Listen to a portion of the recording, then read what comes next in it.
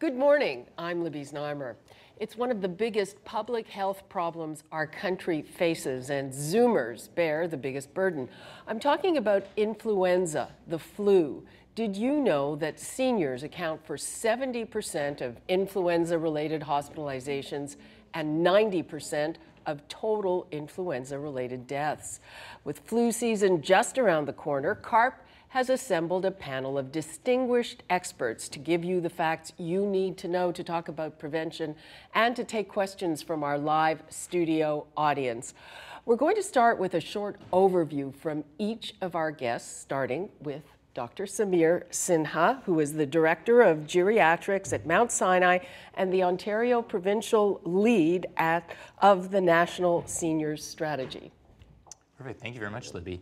You know, I think when we think about the issue of flu and older Canadians, the issue is, it is, as you just pointed out, a major issue.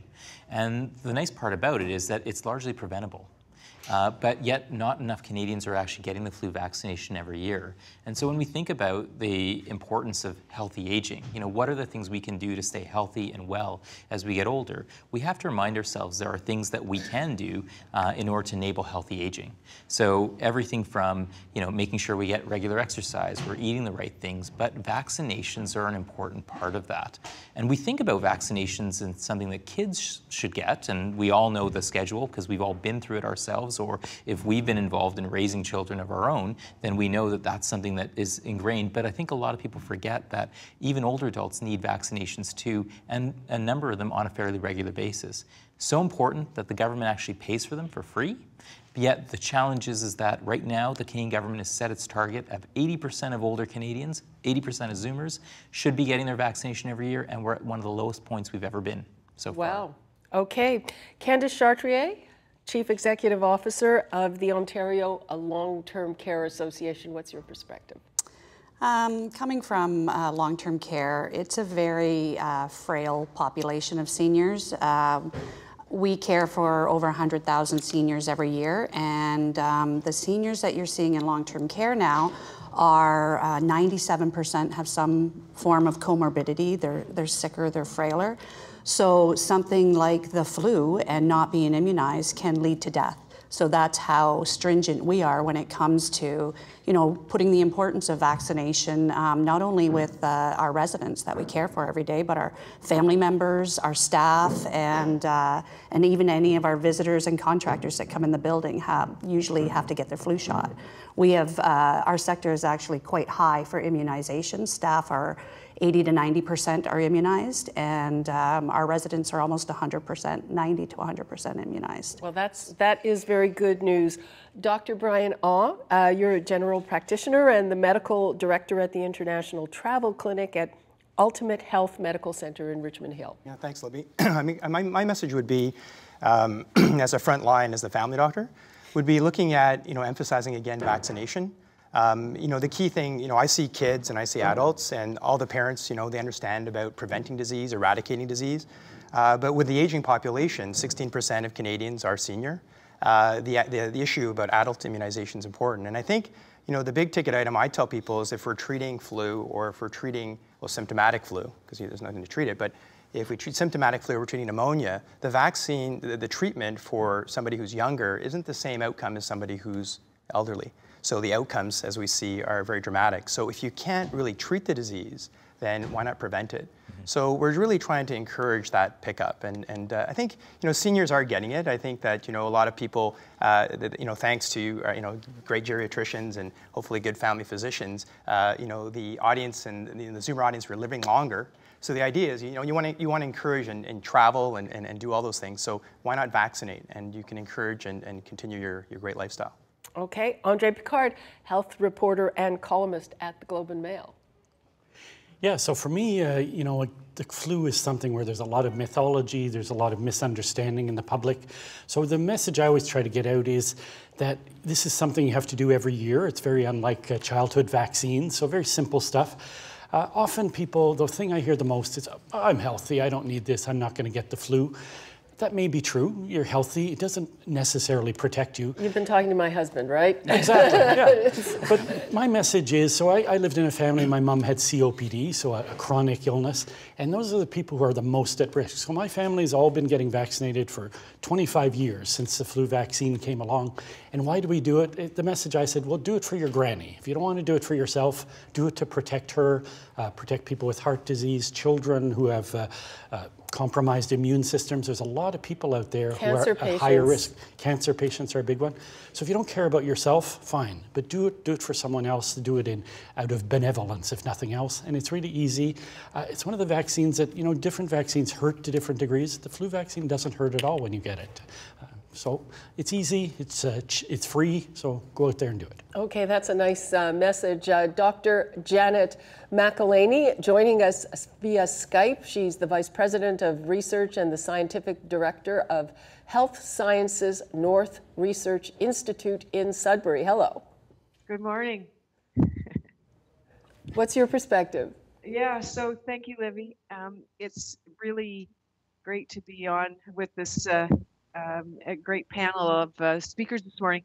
So the message that I want to drive home is that most seniors are out there active and independent in the community, but they also have a number of underlying chronic diseases that they might have a little bit of diabetes, a little bit of high blood pressure, a little bit of maybe heart disease, but they're out there active and doing all the things they want every day. And they don't realize until they're lying on a stretcher in the emergency department with a flu illness just how at risk they are. And what our data is now showing is that, and they look like those folks that have come from nursing homes, quite frankly. And when we look at the data about outcomes of influenza for older people who are hospitalized, which is the major benefit of getting vaccinated, is preventing that hospitalization. We know that those older folks that come into hospital, 13% of them will experience catastrophic disability. That means going from that very active lifestyle to not being able to bathe yourself, get to the toilet, you know, really basic stuff that are lost through that influenza illness. And that's the top of the fears of getting older for seniors these days, is becoming dependent for your care. But people don't see vaccines as a way of preventing that from happening. That's the message we really have to get out there. Okay, here are some more scary statistics. On average, about 3,500 Canadians die and another 12,200 are hospitalized due to the flu. That's a lot of people. Who's at the greatest risk? Well, as Dr. Ah mentioned, it's the very young, but also, as we said, older people, Zoomers, people with chronic health conditions such as asthma, heart disease, chronic obstructive pulmonary disease. Andre, you mentioned that with your mother. And as we've been hearing now, those statistics don't tell the whole story because of the cascading effects throughout the community and the healthcare system. So first of all, I'd like to throw out a question. Do we have any idea, first of all, how severe this year's flu season is going to be? I think Jan is always my kind of go-to expert on this. I think the one thing I can open up with, so we'll get Jan in on this one, but because she has more of the close data, because this is what her research expertise is around. But the one thing is that sometimes people say, well, last year I went through flu season. I went through 10 flu seasons and I haven't gotten the flu. So Dr. Sinha, why should I get the flu vaccine this year? And it's because every year the strains change, right? You know, they tend to start in Asia, just as in terms of the just the way that the flu actually starts picking up and traveling. And so it's kind of a guessing game every year. What are the strains? Then how do we create the vaccinations? And some year we get a really good match. Some years we don't get, the perfect match by any means. But the key is getting a flu vaccination is better than no vaccination at all. That's the key message. Last year was a pretty moderate year. And I'm thinking that will mean people will say, last year was fine, so why should I bother? Exactly. Yeah. So I can I want to really bring in this point because even healthcare providers looking at this seasonal variation on what we see from one year to the next is in the years when we have H1N1, the pandemic strain from 2009 has come back about every other season since then. That strain, our older folks were exposed to in childhood. Now they're relatively protected because they developed that immunity in childhood. But so last year we had an H1N1 year, so we saw all kinds of young people coming into hospital compared to years when we have the most virulent strain called the H3N2. And because this hasn't recently caused a pandemic, people don't notice so much when it's just all the older people coming into hospital with flu. But these are really serious, and you can see variations in hospitalization rates that are magnitude higher in years when H3N2 is coming through. And that's what we're probably looking at for this upcoming flu season, because it tends to alternate. So in addition to the thing about match, we also have to understand that even if we get a slightly drifted variant, you still get protection because there's two parts of the immune system that are responding to these vaccines, and that other will still give you protection from being vaccinated. So it doesn't matter what's coming through, and there is a benefit. Okay, so we've been seeing that seniors are disproportionately affected by influenza. As people age, there's a natural weakening of the immune system and an increased risk of complications, but there's also a decreased response to vaccinations, and I don't think most people are aware of that. Dr. Sinha? Yeah, I think the key is that our immune systems will evolve as we age. So it's the idea that with mileage, right, things sometimes just don't work as well as they used to. And so with the immune system, it can sometimes not give us as good a response or mount as appropriate a response to an infection. This is why we also mentioned that older people, or Zoomers, are a little bit different than younger people. They're not just chronologically mature, right? But we focus on the importance of saying that sometimes an older person who may have the flu may not present with a fever, for example. They may present differently in different signs and symptoms. So our bodies respond a bit differently, and this is why some people say, well, how effective is the flu vaccination in an older person? Because again, the flu vaccination is one of those interesting ones where, because we have to do different strains every year, and there are many other strains out there, this is why you could still get the flu, but be protected from some of the other forms of flu that the vaccination covers. So it's a bit more of a complicated one, but the key messages are, yes, older people don't naturally respond as well as, say, younger people in terms of their immune system, but this is why some protection is better than no protection. Anybody want to add to that? I think so. The term you'll hear thrown around is called immunosenescence. So classic, yeah. Okay. So that's the term. So you'll see that. So basically, it's exactly as Samir said, is that the immune system doesn't respond. And a classic example would be something with shingles.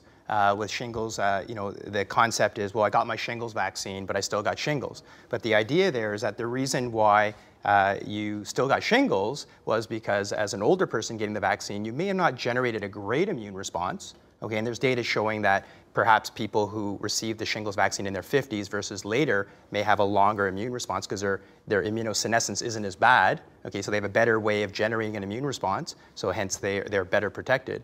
But the deal is that it's about reducing disease. So even if you don't get a great immune response as a senior, you're still going to get some protection.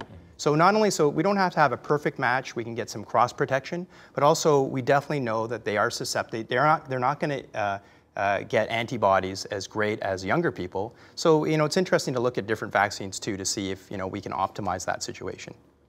Okay. Maybe I could just step in here. I do bench research in this area on the aging immune system and how we can develop better vaccines. And so what we've learned through our research is that it's actually not a limitation of the aging immune system. Certainly when people become more frail, they're not going to mount as good an immune response. But we have a real opportunity to improve our current vaccines, because we have demonstrated that once somebody has had a flu illness, to really jazz up their immune system, they can come back and have a very good response to that vaccine the next year. So it's all about making vaccines that are more potent, but they don't thank us if we give them the illness that we're trying to prevent. So that's the whole thing, is that as we're developing new vaccines, we have to focus both on the safety side first, and then how much does it improve our vaccine effectiveness? Okay, there's another aspect which shows that the flu stats don't tell the whole story, and it can worsen other medical conditions like diabetes and renal disease, or even trigger heart attacks and stroke. Who wants to speak to that? Well, the situation there, so with what we found is, and again, I'd probably allude to our geriatricians, but what we found is that whether it's pneumonia or whether it's influenza, there's essentially an inflammatory cascade that occurs, and it affects the multi-organs. So it's really the thing that is a significant issue for the Zoomer audience is that you want to prevent these primary diseases that are communicable, right? So community-acquired pneumonia, walking pneumonia, the flu. Those are serious because they then start an inflammatory cascade that can affect the organs like the heart, the lungs, the kidneys.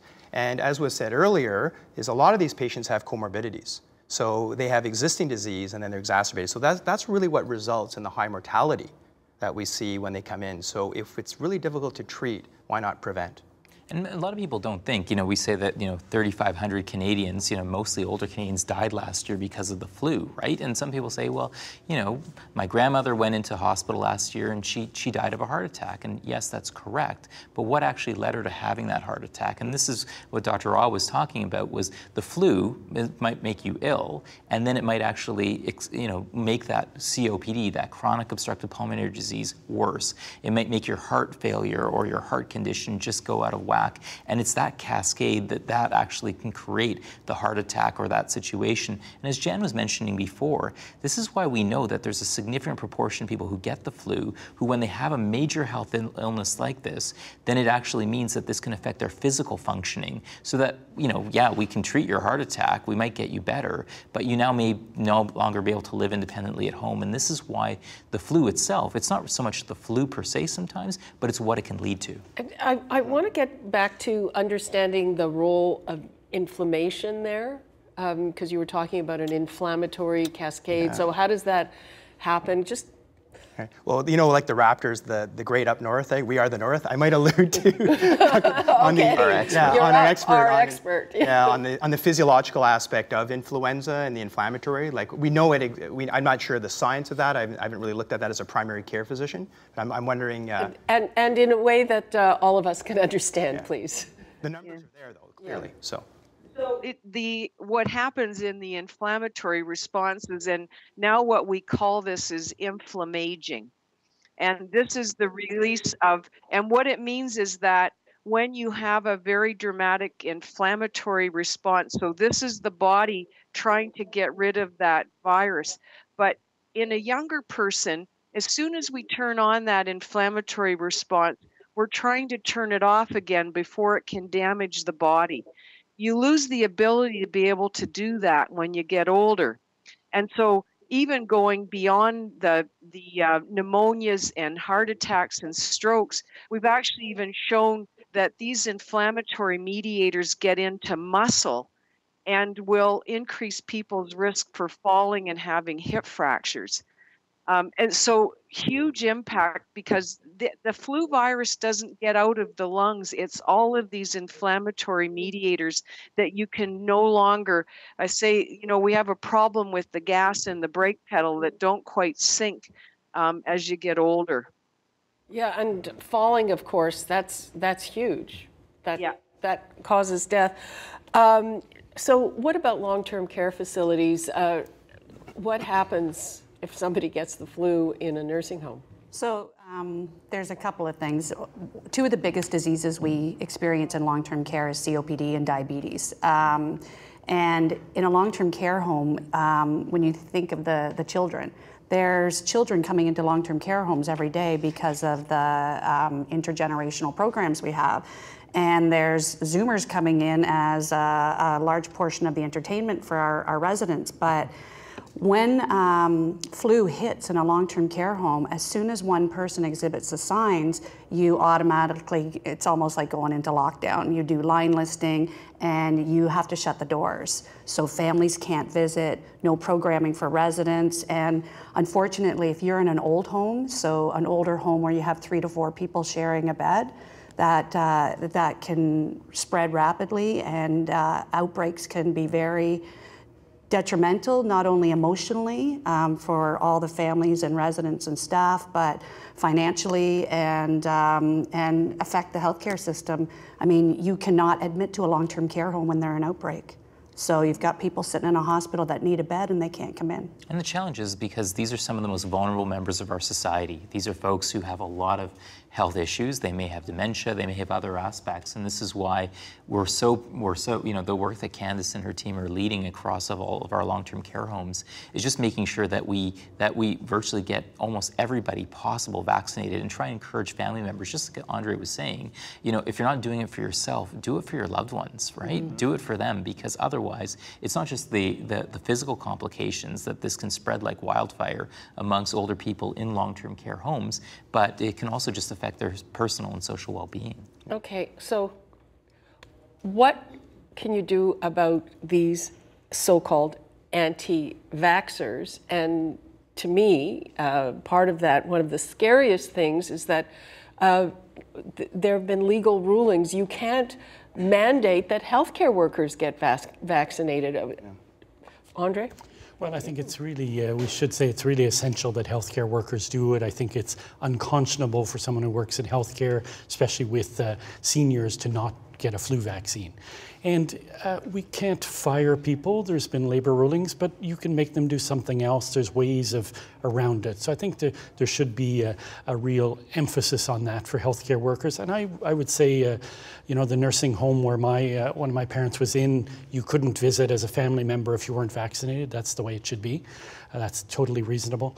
The anti-vaccine issue is a really complex one. It's all about risk communication. It's about paranoia. It's about personal rights. Thankfully, I don't think the anti-vax movement is really big in influenza. It's mostly about childhood illnesses, you know, this false link to autism, et cetera. It doesn't get too mixed up with the flu. The problem with flu vaccine is people just think, it's not a big deal. That's the biggest myth. That I get, but I also know of people, I mean, you know, for instance, people that I have contact with, you know, naturopaths don't believe in vaccination. Right. They don't vaccinate their kids. You're out and about. People with compromised immune system, and again, to me, this thing about healthcare workers. I mean, what do you do if you have somebody in the hospital who won't vaccinate themselves, who deals with that population? And I think that, you know, what we've been trying to do is, again, you know, if I could run the whole system, I would say that everybody gets the vaccination, because I think the key is what we're trying to base this information is on science, right? And we have a lot of really good definitive science that says that healthcare workers, that family members, that all of us should be getting this vaccination. It's why, you know, our taxpayers, you know, like as taxpayers, we fund this to be available. I think the biggest barrier is just knowledge and education and awareness about how important this and other vaccinations are. So what we've actually been doing is, you know, at our hospital, for example, we've been boosting the number of people getting the vaccination staff just by making sure people are aware of how significant this is an issue, why it's important to get the vaccination every year. And, you know, my patients always say, your arm is never safe in Dr. Sinha's office, because you know, just yesterday in my clinic and today, this afternoon and tomorrow, everybody, it's now, we're giving the chats. It's the annual, well, everybody gets a chat every time because I know everybody's vaccination status, because the key is I get the vaccination every year. My patients should get the vaccination every year, because what are my patients interested in? It's living longer and living well. And if that resonates with anybody, then this is what you need to do. But I think it's very key for that. You hit the nail on the head when you said the education piece. Right up front in a long-term care home, most operators, when they're hiring at the point of hire, that education package is there. And and educating them on the policies of the home, so that if you don't take this vaccine, you don't come to work. So you don't have any income coming in if you're not immunized. So it's that heightened awareness and education right at the start of employment. Is there any kind of consequence like that?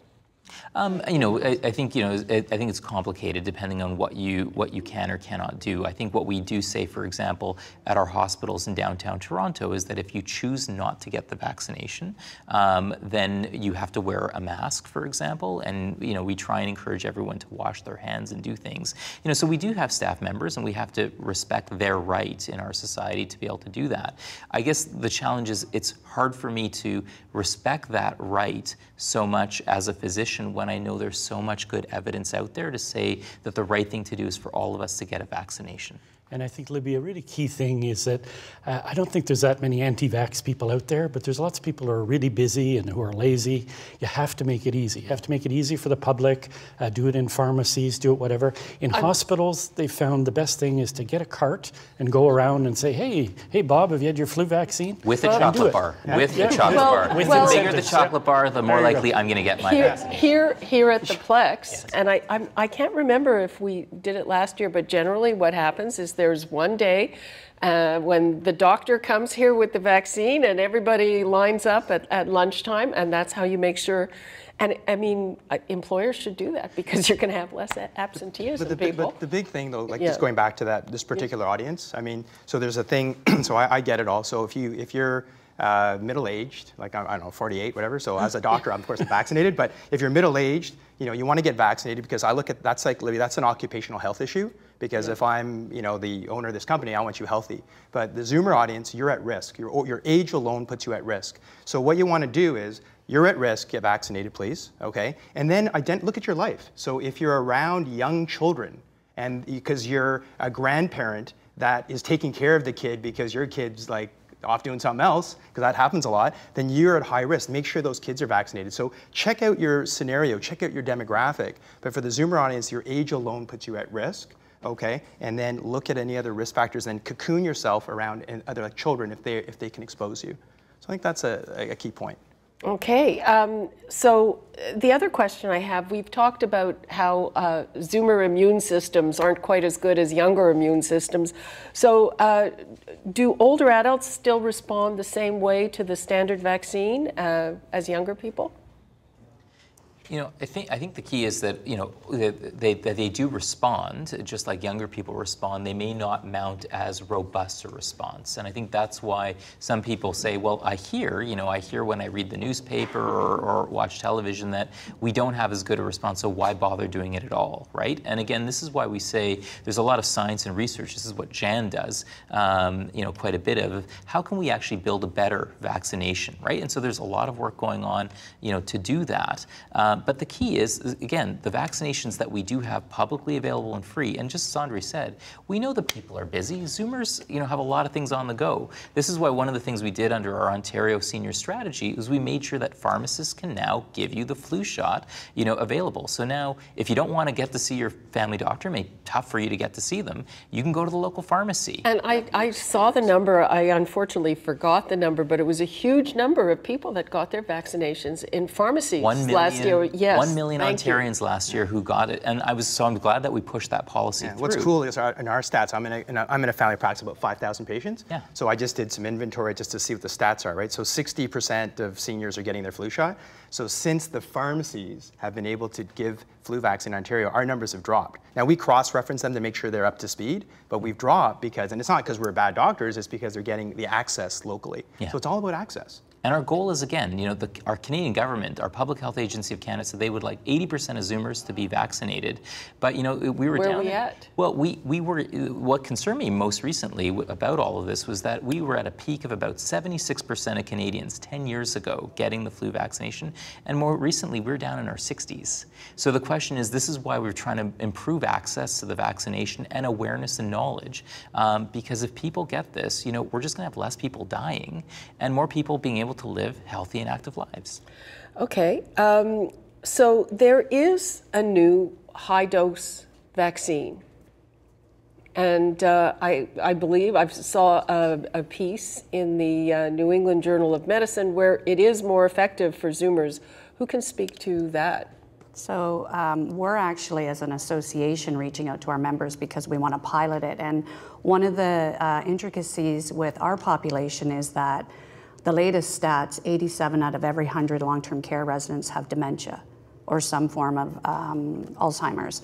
And that's key. When you look at a high dose that you can give faster and quicker immunization for a population that doesn't comprehend what you're doing, I think that's key. And so we're really excited about the high dose moving forward. But we have to work with government to ensure that, as new vaccines come in, that people have access to them. Okay, well, this was approved in the United States in 2009. It was just approved here for Health Canada, but it's not covered. So, yeah, so I think for the public, because something's not covered, it doesn't equate to the vaccine not being good or not working. And there may be some people in that mindset. I often allude to the Zoomer audience, like think about shingles now. So that's being picked up for the 65 to 70-year-olds. And don't worry if you're turning 71, as long as you turn 71 by the end of December, you still get it for free. Just as an aside on that, they promised that in the last budget, and it took 6 months. It was actually only a week ago that the shingles vaccine is available free for that slim people in that 5-year demographic. But. Yeah, so the idea there is that, so the government is funding it now. So it was a recommended vaccine. It was $200. That's a lot of money for a lot of people. Yeah, so I kind of have a sort of a basic approach when I speak to physicians and try and educate.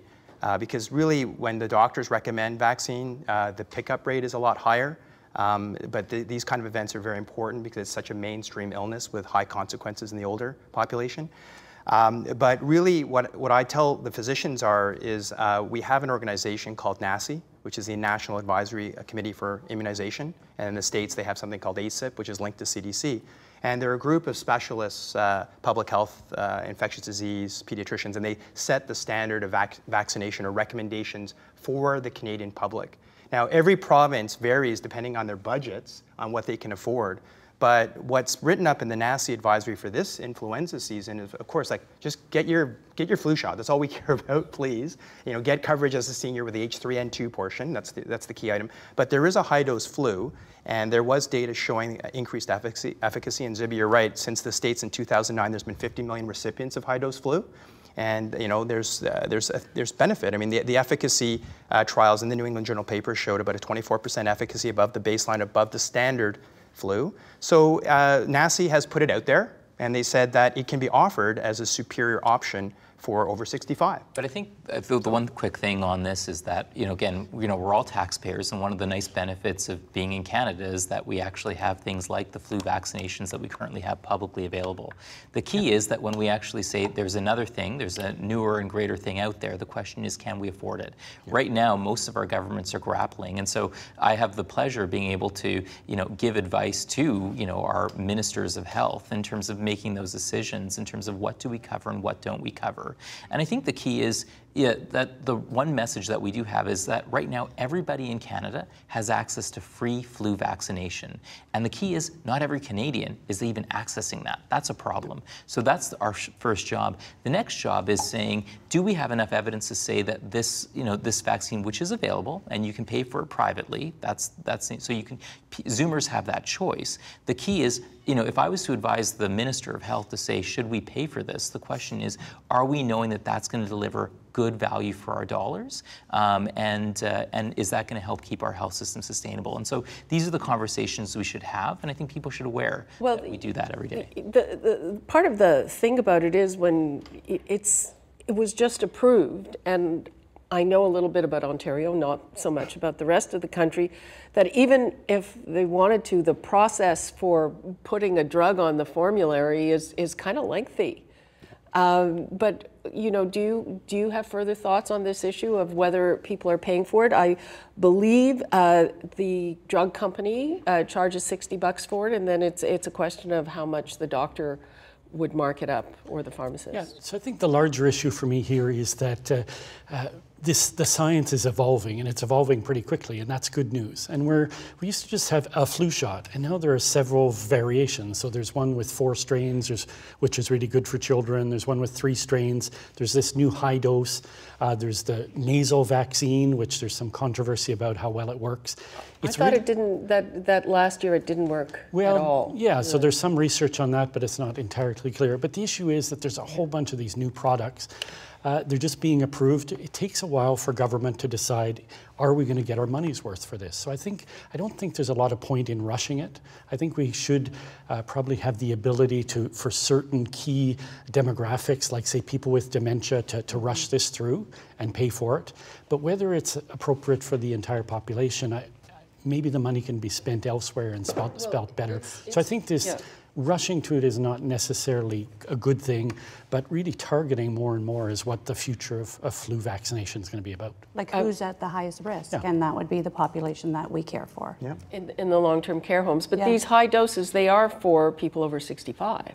They are, but again, the question becomes is, so the key is it is available. Zoomers have a right to pay for it if they choose, and they feel that this is what they want. But I think the key is there's a lot of Zoomers out there who aren't even bothering to get a vaccination. So my message is get the vaccination first. If you really, really do want a little bit of a boost in benefit, you can pay for it privately right now. I think many of my Zoomer patients right now are spending more on vitamins they should not be taking than they are. Like, I mean, if they just cut that out, then they could afford, many doses for their entire family and friends. The key is what I always, ask government is just as Andre was saying, is that there's new technology, there's new developments happening every day. And the question is, we might find that next year there's another thing out on the market. And the question is, we want to make sure we're getting our value for money. Okay, you brought up something interesting, so here's my question. I'm going to go off to my pharmacy, or the doctor is going to come here and give me my flu shot. I think I once got one at a Zoomer show. How do I know which flu shot I'm getting, and why haven't they asked me which one I want? Good point. Yeah. So the public, and again, that when you go to your local pharmacy or when you go to your physician's office, so public health basically, the public health departments in our provinces and across Canada, they're the ones who are providing that, and they actually do. So for example, we have a large house calls program we run in affiliation with Mount Sinai Hospital, and for those patients who are equivalent to long-term care patients, and just Candace's patients already and clients already get access to some of those higher dose ones. So we do have protocols in place to make sure certain people are getting the ones they need.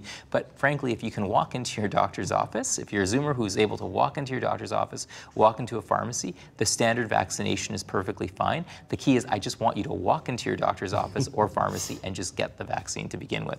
But you can always have that conversation. You can say to your pharmacist, I hear there's a new vaccination out there. I understand that it's not publicly available. It might be more effective. Is it right for me? Number one, the question you should have. And then you have the opportunity to pay for that as well. And I think I look at whenever there's a newer intervention, you want to look at safety first, because if there's something funky out there that can offer better protection, then great, as long as it's safe, right? So, it's funny, in my practice, the ones that, there's always those group of Zoomers that are just looking for the cutting edge, they want the best car, they want this. So those people aren't going to take away from the system, because they're going to pay for it. So it'll maybe alleviate, they're paying, so another patient could get the flu shot out of that budget, right? But I think, as Dr. Sinha is saying, is that, we just want you to get out there, get the vaccine. But certainly, I believe, the safety data is there, and, it is an option. But you're right, a lot of the cards are held by, what you're told. Yeah, I mean, I didn't understand until yesterday that there are a bunch of different vaccines, and as I said, nobody's ever asked me which one I want. I just go and roll up my sleeve. But the big message is that the standard trivalent vaccine will cover. If you're, you're under 65, then really this issue of immunosenescence won't be a big problem. But I think as the public, we should be informed on our options. So maybe the best thing there is to talk to your doctor and see what's out there. Okay, so speaking about the public, what role does the media play in all of this? Well, I think the media plays a really important role doing what we're doing here today, talking about you've got options, why you should get the vaccine, really basic stuff. Now, the reality is the media, we tend to cover drama, we tend to cover negative things. So when did the flu get a lot of attention? When there was H1, a so-called pandemic strain. There's a lot of misunderstanding about what pandemic means. It just essentially means a new strain that people, so it had the potential to kill a lot of people. It wasn't necessarily as deadly as other strains. So last year, we talked about this H3N2, much more dangerous to seniors than H1N1, but we still have this notion that the pandemic strain is the evil one, right? So I think the media, we have to do a better job of explaining these subtleties. And I think the big failing of the media, to be honest, is we take it for granted that, oh, well, 3,500 old people die. Ho-hum. It's not a big number. It's a huge deal. Yeah. It's a huge deal, and we just take it for granted because it's always happened. And one of the reasons it's happening is because we don't have enough uptake of a really effective vaccine. And the disability, I think that's a huge issue. Has anybody kind of quantified it? Because if you have these cascading health effects, surely it costs a lot of money. Yeah, and I think Jan's done some research on this, looking at this concept of catastrophic disability. So currently in the healthcare system, we don't routinely use measures of function. We don't know what happens to people when they leave hospital in terms of whether or not they've recovered from the illness. So that's one of the things that the system is going to have to start capturing to really understand the true impact of these diseases. And as I mentioned before, we've got data that shows that older people who are admitted with influenza, 13% of them will develop catastrophic disability. That's a huge number. And you can imagine that, just to give you an example, if you lose one of those basic activities of daily living through an illness, so you come in, you're independent out in the community, and you can't bathe when you're independently, when you leave hospital, I want somebody to guess at the table what your 1-year mortality rate is. It's probably half, 50%. Yeah, it's 40%. Now, if you were discharging somebody from hospital with a cancer diagnosis with a 40% 1-year mortality rate, you'd be having a whole different conversation with them. So that's what I'm trying to drive home the message of. We can't, and people don't just die. They go through waiting for a long-term care bed in the nursing home through that last year of their life. And that's, it makes a whole quality of life argument for vaccination, but trying to capture that data within current healthcare databases is not possible. I saw something really interesting a little while ago, and it was a study that showed that Zoomers who are hospitalized consistently underestimate the amount or the level of disability they have, and the amount of help they're going to need, and the amount of time they're going to need that help. Yeah, and it's a huge issue. Yeah, because part of the issue we have is that we look at our lives in the here and now, right? And we can't imagine. You can't imagine that. Wow, tomorrow I couldn't bathe myself, I couldn't dress myself. And so this is why, Jan's coined these terms which have been helpful, this catastrophic disability, because when you're saying, wow, so just getting this vaccination can really help me prevent that from occurring. And I think as we get much better, we don't do a lot of investments in our healthcare system around preventative health, right? But what we just remind people that we're just talking about one vaccination today, but our uptakes of other free publicly available vaccinations like pneumonia, it's half the rate of vaccination, and every Zoomer should be getting their pneumonia vaccination when they're older than 65. So Hillary Clinton too. Yeah, good one. Everybody should be getting these vaccinations, right? It could derail a presidential campaign, as we've seen. So these are, so the key is, we're trying to promote more talking around this concept of healthy aging, right? Because as we're going to be, as Canadians now, the great news is, we can look forward to a life expectancy now in our 80s, right? 100 years ago, our life expectancy as Canadians was 51 years of age. So this is a triumph, but there are ways we can ensure those later years are healthier years as well. And we need to start paying more attention to what it is. And it's not about taking millions of vitamins and supplements and this. It's about doing a few basic things that can allow us to live well. It's a good technology. And the only thing I'll quickly say too is just as a family doc, in the trenches, right, we're busy. So the thing is, so please, to the audience, empower yourself. because your doctor's thinking about other things, right? So empower yourself, get your flu vaccine, get your pneumonia vaccine, because the reality is your family doctor may not really think of that. And there's studies showing that maybe only 1 in 4, if these are patients at risk, actually get a pneumococcal vaccine. Exactly. So it's scary. So if the doctors aren't doing it, so whether it's Gardasil for a kid or just empower yourself. The technology's there, it's safe, empower yourself. Andre, you mentioned that you don't think the big problem is the anti-vaxxers, it's the people who say, meh, I don't need this, it's not a big deal. And as I mentioned before, I'm thinking about, a guy I live with. and so, as in terms of education, what do you do with somebody who says, I am really healthy, I am really busy, like, stop bugging me? I think you do what I said earlier, the message is, okay, fine, you're great, you're strong, do it for somebody else who's weaker or more vulnerable. That's really the issue. Don't go into a nursing home, don't go into a hospital.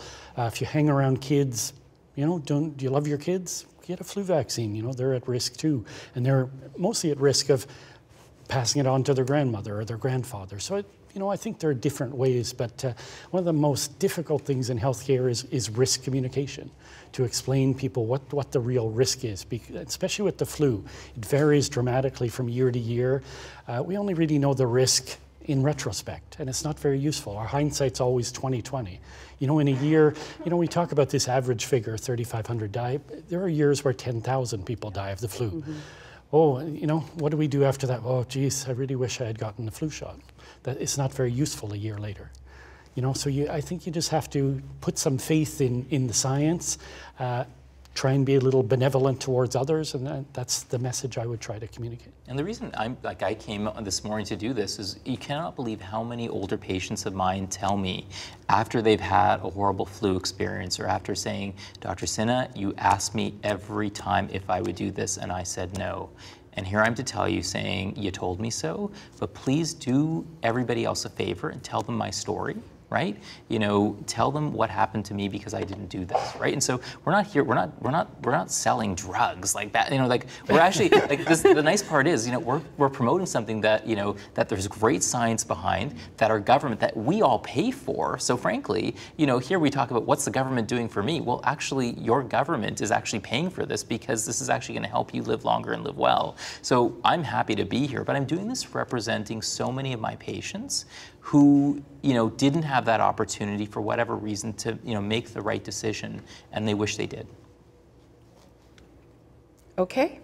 I think this would be a good time to bring our audience in and to take some questions from the audience. Daria, our lovely floor director, is there with the microphone. Please stand up and tell us your name. Erica Murphy. I would like to know, what could I do using naturopathic or natural means to prevent the flu? Okay, that's a well, I think the one thing is, right, I think, the key is that my number one recommendation is please, read the literature and consider the flu shot. If, some people feel that they may be allergic, to the flu shot, for example, but actually, and Jan can correct me if I'm wrong, but there are versions available for people who may have an egg allergy and well, egg's not an issue anymore. It's okay, there you go. Egg's removed. Yeah, so egg is no longer an issue. But, the other thing I recommend anytime around, illness season for pneumonias, flu, that is wash your hands. And again, if you then, if you're a person who's not going to be able to get the flu, then the most natural thing to do sometimes is avoid other people, right? Because there's so much flu walking around. But I really, we do know the science says that there aren't other, things like vitamins or other things that we can do that have the scientific validity to say that those alone can actually be more effective than a flu vaccination. I would say, Libby, eating well is important, exercising important, staying healthy is important, but they're not substitutes for a vaccine which actually creates antibodies against an actual pathogen. So these aren't substitutes, they're things that are make your life better and increase your chances of being healthy. And it's interesting, I find that some people think that if something is natural, it's better and it's benign, which is not necessarily the case.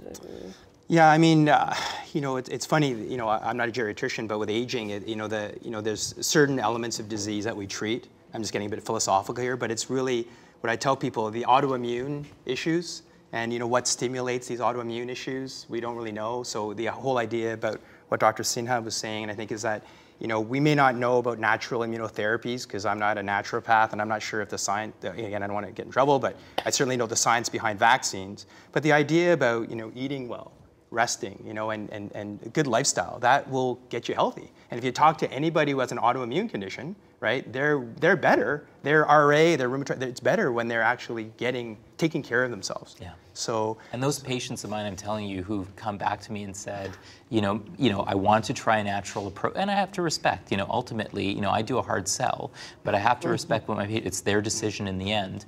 But these are some of the patients who've come back to me and said that, unfortunately, that approach, please let people know, look at the evidence, listen more closely, and maybe there's an opportunity that they can make those choices too. Daria, we're ready for the... Hi, I'm Vicki Fagan. I'm curious about the high dose vaccine that you talked about and the fact that it's been available in the States for 7 years now. Why has it taken so long to come to Canada? I know it's here if you can afford to pay for it, but why has it taken so long to be available to everyone? I think, from my perspective, again, the United States is an interesting country, right? It's largely a market-driven healthcare system where they spend twice as many dollars, per person on healthcare in the United States, and people in the U.S. live 2 years shorter than Canadians, right?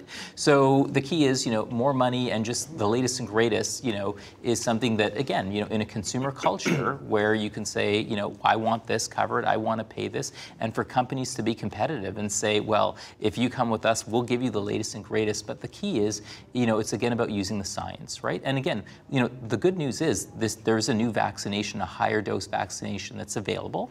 So that's the key thing is, I don't want anybody to think that our Canadian government isn't making these things available. They're saying, we allow this to be available. We believe it's safe for people to take. But right now, again, the key thing about having a publicly funded healthcare system is that, and especially in a situation where we don't have many dollars to go around, our ministers of health have to make that decision every day. Do we want more home care available so you can stay independent longer? And that was the #1 thing voters asked for healthcare this past year. They said we want to have better access to primary care, we want to have better access to home care, better access to that. Funny, people weren't dancing up and down saying we want better access to a vaccination because most people aren't taking their vaccinations. But the key is, it's how do we use all those dollars, right? And so, absolutely, the key is that there's access to these new vaccinations. It's not publicly funded, but we also don't, and even the manufacturers of these admit at the moment, we still don't have the data to say that we know the cost effectiveness. And this is the limitation. The government just simply says, we want to do the math, we want to do the accounting to say, is this going to mean that we're going to save more money so that with that limited money we have, we can do more of the things that we need to have a sustainable healthcare system. And so I'm proud that we have my colleagues sit on those committees, they make those decisions. It's not about limiting access, it's about making the best choices possible with the limited dollars we have. Okay. But on that flip note, I would just say too, though, like our Zoomers have feelings too. So what I mean by that is that, if we look at, and these are all important because you can't quantify the value of a life. And so our meningitis program in grade 7, right? So a great program, Menactra for meningococcal meningitis. But if you look at the number of cases per year, maybe 100 to 300 per year. But still, 10% mortality, that's important to save that kid's life. Well, with flu, we have a lot of seniors that get ill. The mortality rates are 3,500, potentially more.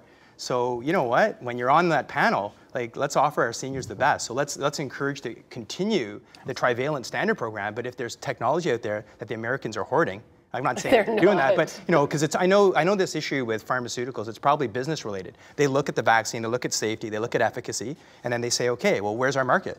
Right? So before we let the Canadians, that's a small market.